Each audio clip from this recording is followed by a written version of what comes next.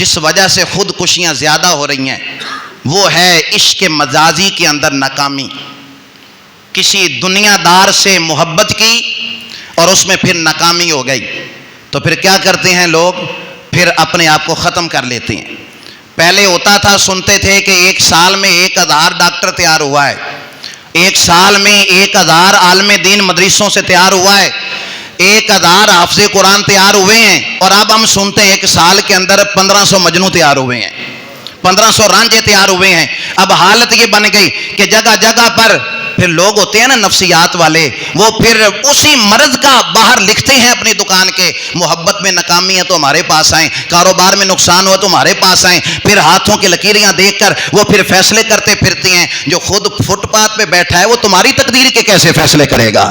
اور احمد فراد نے تو کہا تھا، مت جا ہاتھوں کی لکیروں پر اے فراد، قسمت ان کی بھی ہوتی ہے جن کے ہاتھ ہی نہیں ہوتے. تو جن کے ہاتھ ہی نہیں ہیں، جن کے ہاتھوں کی لکیر کیا ان کی قسمت نہیں؟ ان کو رزق نہیں مل رہا، ان کی شادی نہیں ہوتی. تو یہ کہاں پہ لکھا ہے کہ شادی میں ناکامی ہو جائے تو آپ عاملوں کے پاس بھاگتے پھریں؟ بھائی یاد رکھیے، اولاً تو ایک بات کو ذہن میں رکھ لیجئے. سورۃ نور پارہ نمبر 18 میں ہے، اللہ نے وہ پہلا، اسلام صرف گناہ سے رکنے کا حکم نہیں دیتا، گناہ کے قریب جو عمل لے کے جاتے ہیں ان سے بھی بات کرتا ہے، ان سے بھی منع کرتا ہے کہ یہ کام نہ کرنا وگرنہ یہ گناہ تمہیں اس گناہ کی طرف لے کے جائے گا. پہلا ابتدائی دروازہ یہ نظر کا حیا، نظر کی جو یہ بے پردگی ہے، یہاں سے آغاز ہوتا ہے ان سارے معاملات کا. اور قرآن کیا کہتا ہے؟ قل للمؤمنین یغضوا من ابصارہم، اے حبیب ایمان والے مردوں سے کہہ دو اپنی نظریں نیچی رکھا کرو. قل للمؤمنین یغضوا من ابصارہم ویحفظوا فروجہم، فرمایا ایمان والے مردوں سے کہہ دو کہ وہ اپنی نظروں کو نیچا رکھا کریں. ویحفظوا فروجہم، اور انہیں کہو کہ اپنی شرمگاہوں کی حفاظت کریں. اور پھر اگلی آیت میں ایمان والی عورتوں سے کہا وَقُلْ لِلْمُؤْمِنَاتِ يَغْضُضْنَ مِنْ أَبْصَارِهِنَّ، ایمان والی عورتوں سے بھی کہہ دو اپنی نظروں کی حفاظت کرو، اپنی نظروں کو نیچا رکھا کرو. اس لیے کہ یہی پہلا دروازہ ہے جہاں سے یہ عشق، عاشقی، مشوقی کے یہ سارے چکر چلتے ہیں. تو اسلام کہہ رہا ہے پہلا ہی دروازہ بند کر دو، پہلا دروازہ ہی بند. اور ہمارے ہاں ایک جملہ جس کی وجہ سے خاندانوں کے خاندان تباہ ہو گئے، وہ جملہ یہ ہے کہ سانو بڑا یقین ہے اپنی اولاد پہ، ہمیں بڑا اعتبار ہے، ہمیں بڑا اعتبار ہے. وہ ظالم ہے باپ جو یہ اپنی اولاد کے بارے میں بات کرتا ہے. یہ اتنا سخت جملہ جو میں نے کہا، یہ میں نے اپنی طرف سے نہیں کہا. نبی پاک کو تو یقین تھا نا اپنی ازواج مطہرات پہ، لیکن سنیے گا جملہ، اور یہ جملہ گھر بیٹھ کر اپنی خواتین کو بتانا ہے، مسلمان بہنوں، عورتوں، بچیوں کو، بیٹیوں کو یہ جملہ بتانا ہے. عبداللہ بن ام مکتوم یہ نبینا صحابی تھے، انہیں نظر نہیں آتا تھا، مسجد کے اندر مؤذن تھے، اذان دیتے تھے. نبی پاک سے ملنے کے لیے آئے نا تو حضور کی 2 بیویاں، حضور کی 2 ازواج مطہرات حضور کے پاس بیٹھی تھیں. وہ نبینا تھے جو آئے. جب وہ آئے تو کریم محبوب نے فرمایا عائشہ پردہ کرو، حفصہ پردہ کرو. ان کا یا رسول اللہ انہیں تو نظر ہی نہیں آ رہا. فرمایا تو تے نظر آ رہے ہیں نا، تمہیں تو نظر آ رہا ہے نا، تمہیں تو نظر آ رہا ہے. کیا نبی پاک کو بھی یقین نہیں تھا؟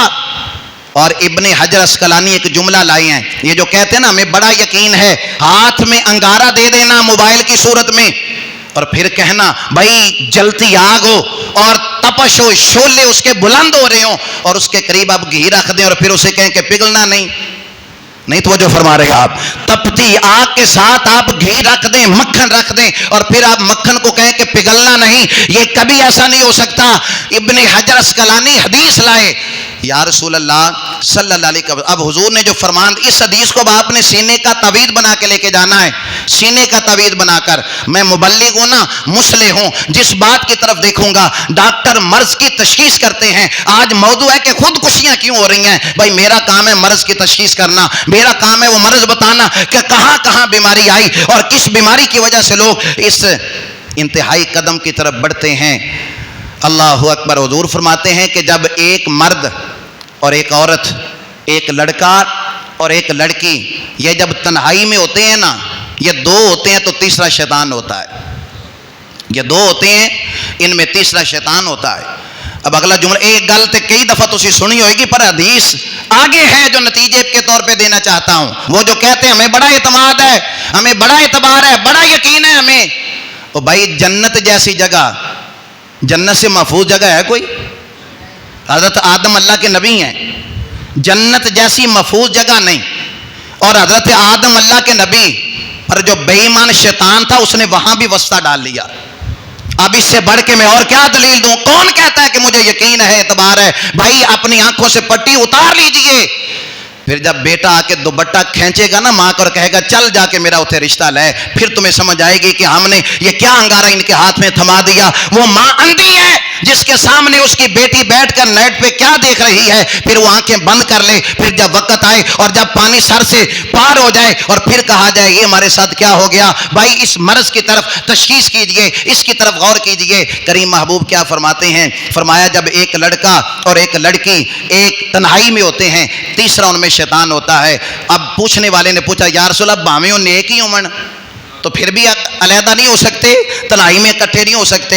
اب جملہ سنیے گا، پتہ نہیں کون اس جملے کے اوپر غور کرے۔ حضور فرماتے ہیں چاہے عیسیٰ کی ماں مریم ہو، زکریا کا بیٹا یحییٰ ہو، اس سے بڑی کوئی بات ہے تو مجھے بتائیے۔ فرمایا کہ اگر عیسیٰ کی ماں مریم جو ساری زندگی مسجد میں رہی، جو پلی بڑی مسجد کے اندر، جس نے ساری زندگی اعتکاف کیا اور جس کی طہارت کی، جس کی پاکیزگی کی ہمارا قرآن گواہی دیتا ہے، وَإِذْ قَالَتِ الْمَلَائِكَةُ يَا مَرْيَمْ إِنَّ اللَّهَ اصْطَفَاكِ وَطَهَّرَكِ وَاصْطَفَاكِ عَلَىٰ نِسَاءِ الْعَالَمِينَ، اے مریم اللہ نے تجھے ساری کائنات کی عورتوں پر فضیلت عطا فرما دی ہے۔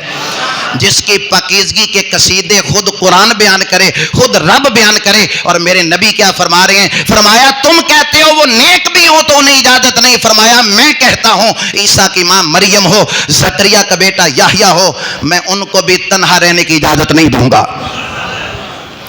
میں ان کو بھی تنہا رہنے کی اجازت نہیں دے سکتا۔ اور ہمارے صوفیاء نے پھر اسی بات کو آگے بڑھایا، اور جب ان سے بھی اس طرح سوال ہوا، یہ جو مخلوط تعلیم ہے کالجز میں، یونیورسٹیز کے اندر، اب صوفیاء نے کیا کہا؟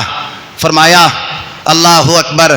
صوفیاء کہنے لگے حسن بصری ہو پڑھانے والے جنہوں نے صحابہ کی زیارت کی، تابعی بزرگ، اور پڑھنے والی رابعہ بصری ہو، جہاں پڑھایا جا رہا ہے وہ خانہ کعبہ ہو، جسے پڑھایا جا رہا ہے وہ اللہ کا قرآن ہو، تو پھر بھی میں انہیں پڑھانے کی اجازت نہیں دے سکتا، نہیں اجازت دے سکتا۔ اس لیے کہ جب قرآن نے کہہ دیا قل للمؤمنین یغضوا من ابصارہم، ایمان والے مردوں سے کہہ دو کہ اپنی نظروں کو نیچا رکھا کرو۔